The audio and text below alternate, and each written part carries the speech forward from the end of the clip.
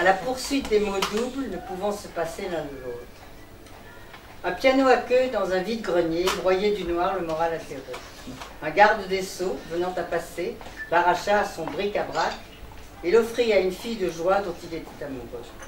« Ce sera ton porte-bonheur, mon petit cœur, dit-il. » Avec son coup de cygne et sa taille de guêpe, le garde des Sceaux était au bord du court-circuit. La rate au courbouillon, il mit pied à terre devant la pin-up ébahie. Lui passant la bague au doigt, qu'elle et moi, et d'un baise-main passionné, lui jura d'être son ange gardien pour la vie.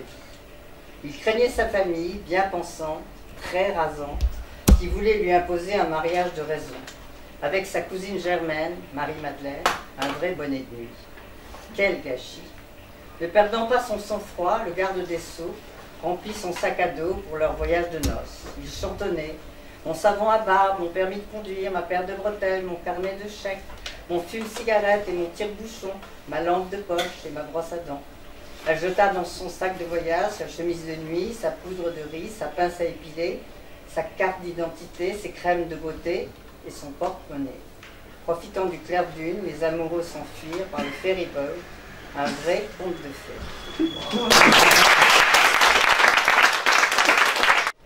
Tu es là, je suis là.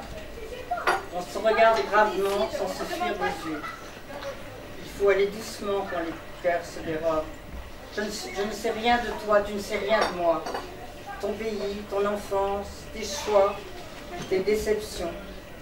Oh là là, je vais trop vite dans ma tête. Se contenter d'exister. Un petit peu moins seul, quand un mot murmuré entre tes lèvres closes a franchi la barrière de nos émotions.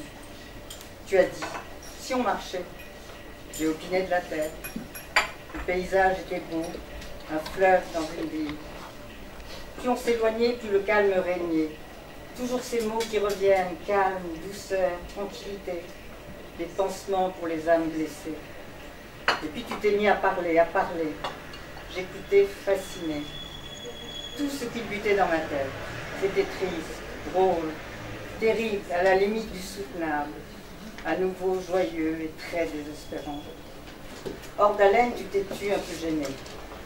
Nos mains se sont heurtées. Je dis bien heurtées.